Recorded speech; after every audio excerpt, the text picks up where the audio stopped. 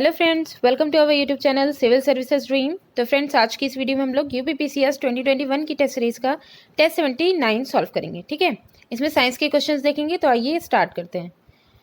देखिए, इसमें first question में है व्हाइट लेग हॉर्न एक किस्म है। ऑप्शन हैं तोतों की, मोरों की, कुक्कुटों की या फिर उल्लूकों की। क्वेश्चन 1 का करेक्ट आंसर है ऑप्शन सी, कुक्कुटों की। कुक्कुटों की मतलब जो मुर्गी होते हैं, मुर्गी पालन, ठीक है, वो कुक्कुट पालन कहलाता है। तो इन्हीं की ही जो किस्म है ये, ठीक है, व्हाइट लेग हॉर्न जो है वो कुक्कुटों की ही एक किस्म है। नेक्स्ट है क्वेश्चन नंबर 2। क्वेश्चन 2 में है निम्नलिखित जंतुओं पर विचार कीजिए। यहाँ पे 3 जंतुओं के बारे में कहा गया है। एक है समुद्री गाय, समुद्री घोड़ा, समुद्री सिंह। उपर्युक्त में से कौन सा या कौन से स्तनधारी है या है। ठीक है, तो इसमें हमें ये बताना है कि कौन से स्तनधारी मैमल्स हैं। ठीक है, केवल एक है, केवल 1 और 3 है, केवल 2 और 3 है या फिर 1 2 3 तीनों ही हैं। तो देखिएगा, यहाँ पे क्वेश्चन 2 का करेक्ट आंसर है ऑप्शन बी, केवल 1 और 3। तो सबसे पहले देखिए, एक वाले में दिया गया है समुद्री गाय। समुद्री गाय को डुगोंग भी कहते हैं। ठीक है, इसका नेम है डुगोंग। समुद्री गाय जो है सीकाऊ, ये एक विशाल और शाकाहारी समुद्री स्तनधारी है। ये स्तनधारी जीव है, वो भी शाकाहारी है। ठीक है, उसके बाद है, पहला सही है और तीसरा सही है, समुद्री सिंह। समुद्री सिंह जो है ये भी एक जो है स्तनधारी है। तो यहाँ पे समुद्री गाय भी स्तनधारी है और समुद्री सिंह भी स्तनधारी है। समुद्री घोड़े को हम लोग जानते ही हैं, ये अश्वमीन इसे कहते हैं। ठीक है, और ये एक कशेरु की छोटी मछली होती है। ठीक है, घोड़े जैसा शेप होता है समुद्री घोड़े का। ठीक है, तो करेक्ट आंसर ऑप्शन बी है। नेक्स्ट है क्वेश्चन नंबर 3। क्वेश्चन 3 में है कथन और कारण दिया गया है। तो हमें देखना है, देखिए कथन में कहा गया है कि अमीबा विभंजन द्वारा जनन करता है। ठीक है, कारण कहा गया है कि सभी एक कोशिकीय जीव अलैंगिक विधियों से जनन करते हैं। ठीक, तो कूट की सहायता से हमें आंसर देना है कि ए और आर दोनों सही हैं और आर ए का सही स्पष्टीकरण है। ए और आर दोनों सही हैं परंतु आर ए का सही स्पष्टीकरण नहीं है। ए सही है परंतु आर गलत है, ए गलत है परंतु आर सही है।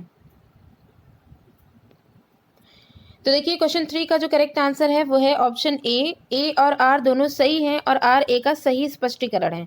इसमें है क्या, इसमें देखिएगा कि इसमें जो कथन में कहा गया है कि अमीबा विभंजन द्वारा जनन करता है। विभंजन मतलब कि जो बाइनरी फिशन होता है उसके द्वारा अमीबा जनन करता है। तो ये बिल्कुल सही है, क्योंकि जितने भी एक कोशिकीय जीव होते हैं वो सब अलैंगिक विधियों के द्वारा जनन करते हैं। उनका जो रिप्रोडक्शन प्रोसेस होती है वो एसेक्सुअली होती है। ठीक है, तो एसेक्सुअली सब में होती है और एसेक्सुअली रिप्रोडक्शन जो होता है उसमें कई सारी प्रोसेस होती हैं। तो उन्हीं में से ही विभंजन यानी जो बाइनरी फिशन होता है उसके द्वारा अमीबा जो है अपना डिवीजन करता है, मतलब रिप्रोडक्शन करता है। ठीक है, तो इसलिए दोनों ही यहाँ पे कथन और कारण दोनों ही सही हैं।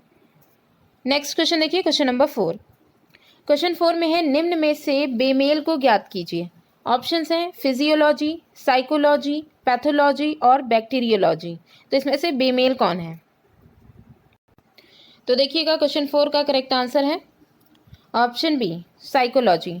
साइकोलॉजी यहाँ पे बेमेल है, क्योंकि देखिए फिजियोलॉजी, पैथोलॉजी और बैक्टीरियोलॉजी ये तीनों ही जीव विज्ञान से संबंधित है। ठीक है, जबकि जो साइकोलॉजी है ये मनोविज्ञान से संबंधित है, इस वजह से ये अलग है। नेक्स्ट देखिए, क्वेश्चन नंबर 5। इसमें है जीवधारियों का उनके वातावरण के साथ संबंध का अध्ययन कहलाता है। जीवधारियों का जो उनके वातावरण के साथ संबंध होता है उसे हम क्या कहते हैं, बायोनॉमिक्स, बायोनिक्स, बायोनॉमी या फिर बायोमेट्री। तो देखिए, क्वेश्चन 5 का करेक्ट आंसर है ऑप्शन ए, बायोनॉमिक्स। जीवधारियों का उनके वातावरण के साथ जो संबंध है उसका अध्ययन जो किया जाता है वो बायोनॉमिक्स में किया जाता है। ठीक है, नेक्स्ट है क्वेश्चन नंबर 6। क्वेश्चन 6 में है पारसिक मात्रक है। ऑप्शंस हैं दूरी का, समय का, प्रकाश की चमक का या चुंबकीय बल का। तो देखिए, क्वेश्चन 6 का करेक्ट आंसर है ऑप्शन ए, दूरी का। पारसिक जो है ये दूरी का मात्रक है। पारसिक का फुल फॉर्म होता है पैरालैक्टिक सेकेंड। ठीक है, ये इसका मतलब ये पारसिक जो है ये पैरालैक्टिक सेकेंड का संक्षिप्त रूप है। इसका मेनली लंबी जो खगोलीय दूरियां होती हैं उनको व्यक्त करने के लिए इसका यूज किया जाता है। तो ये दूरी का ही एक मात्रक है। ठीक है, नेक्स्ट क्वेश्चन देखिए, क्वेश्चन नंबर 7। इसमें है सूची 1 को सूची 2 से सुमेलित कीजिए तथा नीचे दिए गए कूट का प्रयोग करके सही उत्तर चुनिए। सूची 1 और सूची 2, सूची 1 में इकाई दी गई है और सूची 2 में प्राचल, प्राचल जो पैरामीटर होता है कि ये किसका जो है इकाई यानी मात्रक होगा। ठीक है, तो एक एक करके हम देख लेते हैं। सबसे पहले देखिए इसमें इकाई यानी मात्रक, मात्रक में है वॉट, नॉट, नॉटिकल मील और कैलोरी। ठीक है, प्राचल यानी कि वही पैरामीटर या यूनिट्स यहाँ पे आ जाएंगी जिनमें है ऊष्मा, नौ संचालन, समुद्री जहाज की गति और शक्ति। तो हमें इसमें कूट की सहायता से इसका आंसर देना है। तो देखिएगा क्वेश्चन नंबर 7 का जो करेक्ट आंसर है वो है ऑप्शन सी, 4 3 2 1। एक बार मैच करके इसको देख लेते हैं। ठीक है, तो देखिए यहाँ पे सबसे पहले यहाँ पे दिया गया है जो वॉट है, वॉट किसकी जो है यूनिट है, तो वॉट जो है वो शक्ति की यूनिट है। ठीक है, पावर जो होती है, पावर का जो मात्रक होता है वो जूल पर सेकेंड होता है और जूल पर सेकेंड को ही हम वॉट कहते हैं। ठीक, दूसरा है यहाँ पे नॉट, नॉट जो है, तो यहाँ पे जो नॉट है ये समुद्री जहाज में जो गति है उसको मापने की, गति को मापने की ये इकाई है नॉट। ठीक है, समुद्री जहाज की गति। नॉटिकल मील ये संबंधित है नौ संचालन से, नौ संचालन में जो दूरी के लिए प्रयुक्त होती है यूनिट उसे हम नॉटिकल मील कहते हैं। उसके बाद कैलोरी तो ऊष्मा का मात्रक हो जाएगा। ठीक है, तो करेक्ट आंसर है ऑप्शन सी, 4 3 2 1।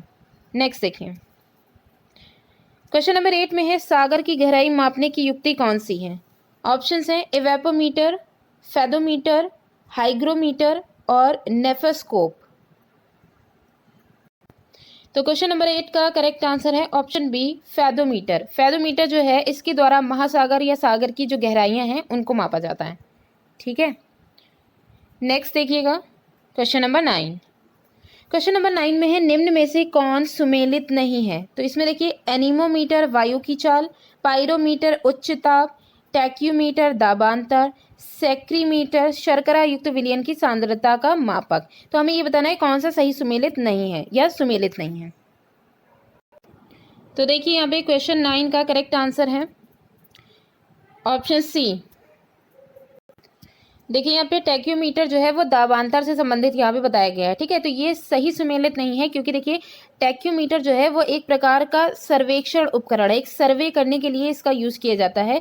इसका मेनली जो काम होता है वो जैसे क्षैतिज दूरियाँ या लंबवत उन्नयन जो काल होते हैं, ठीक है, जो अवनयन उन्नयन जो पैराबोलिक पाथ होते हैं, ठीक है, उनकी या दिशाओं में त्वरित मापन जो होता है, इन सब की जो डिज़ाइन होती है उसके लिए टैक्योमीटर का यूज़ किया जाता है। और यहाँ पे जो दिया गया है जो बाकी के ऑप्शंस है वो बिल्कुल सही है क्योंकि देखिए एनीमोमीटर वायु की चाल के लिए यूज़ किया जाता है, ये युक्ति है। पायरोमीटर जो है वो उच्च ताप जो मतलब कि बहुत ही दूर स्थित जो उच्च तापीय बिंदु होते हैं या वस्तुएं होती हैं उनके ताप को मेजर करने के लिए पायरोमीटर का यूज़ किया जाता है।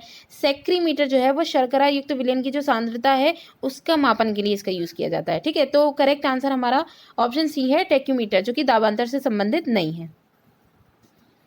लास्ट क्वेश्चन है क्वेश्चन नंबर 10। इसमें है वायु शक्ति में ऊर्जा का कौन सा रूप विद्युत ऊर्जा में परिवर्तित होता है। ऑप्शंस हैं गतिज ऊर्जा, स्थितिज ऊर्जा, सौर ऊर्जा और विकिरण ऊर्जा।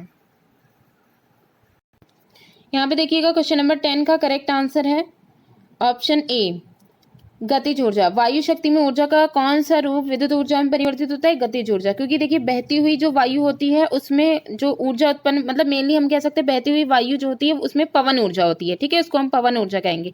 और वायु की जो यही गतिज ऊर्जा होती है, जैसे पवन चक्कियाँ नहीं जो है उनका यूज़ किया जाता है, तो उन पवन ऊर्जा से जो पवन चक्कियाँ होती हैं उनके द्वारा क्या किया जाता है, गतिज ऊर्जा जो कि वायु की होती है उसको यांत्रिक ऊर्जा में परिवर्तित किया जाता है। ठीक है, और फिर यही जो यांत्रिक ऊर्जा है उसको जनरेटर के द्वारा उसकी मदद से विद्युत ऊर्जा में परिवर्तित कर दिया जाता है।